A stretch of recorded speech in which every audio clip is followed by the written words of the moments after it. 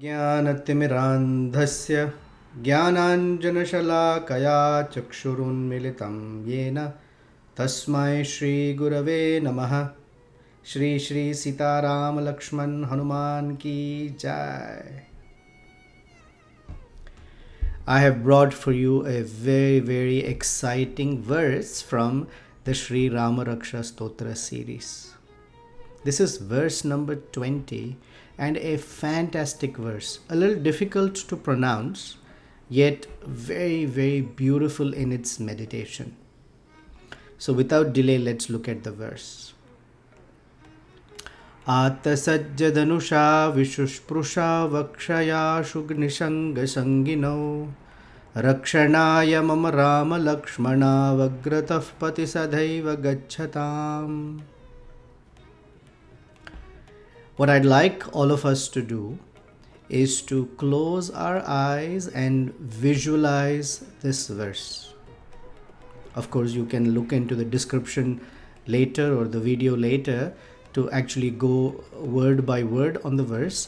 But first, let's start with visualizing this verse. And we're going to start at the end of the verse and go backwards. This verse says that Sri Ramachandra and Lakshmana should go or lead our path, gacchatām. So the question would be, where should they go? Pathi gacchatām. Let they go on a path. And how should they go? Sadaiva, always. Okay. Which path should they go? Agratah pathi, which means that they lead my path. And where is the my in it?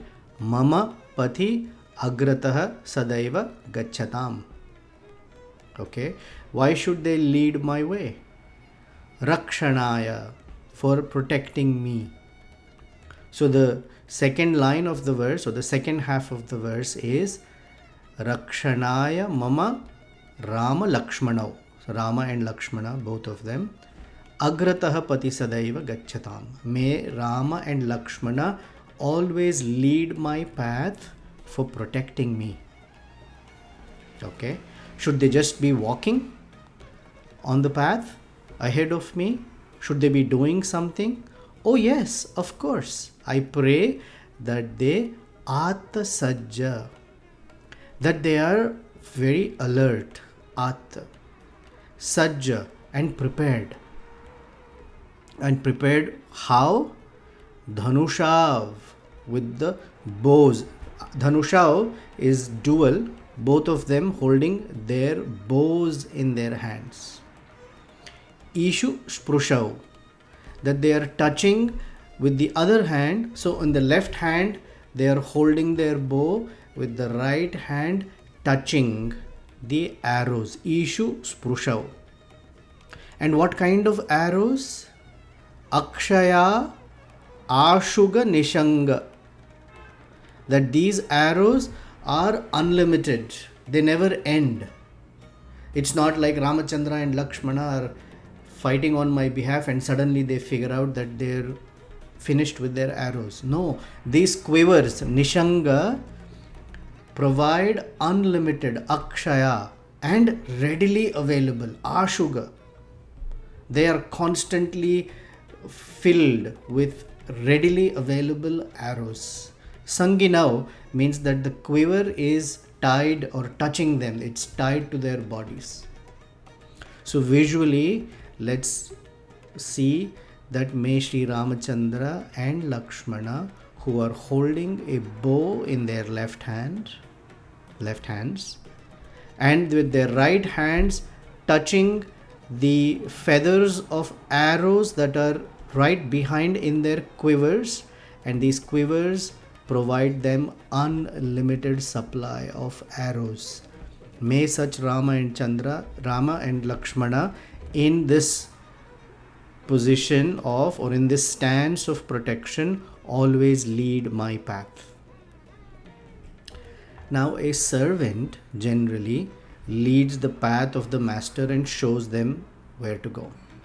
So are Ramachandra and Lakshmana meant to serve us? No, absolutely not. The mood of this verse is that of a child or a helpless person. In Sanskrit, such a person is called Dina. And Ramachandra and Lakshmana are called Dina Bandhu. That they are always ready to help the helpless. And so, the spirit of this verse is, O Ramachandra and Lakshmana, I am completely helpless. I am only fully relying on your protection. Now, when a child is in danger, we find that the child hides behind their parents. Or when the path or where there someone is going somewhere and it is dangerous or risky, the parents will protect their child by stepping in and keeping the children close to them, closely behind them.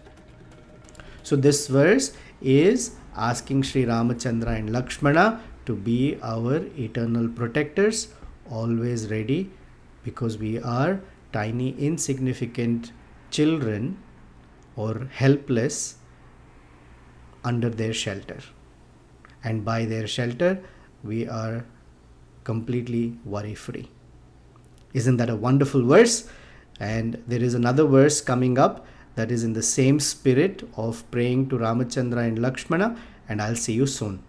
Take care. Until then, let's pray and meditate on Sri Ramachandra and Lakshmana as our eternal protectors.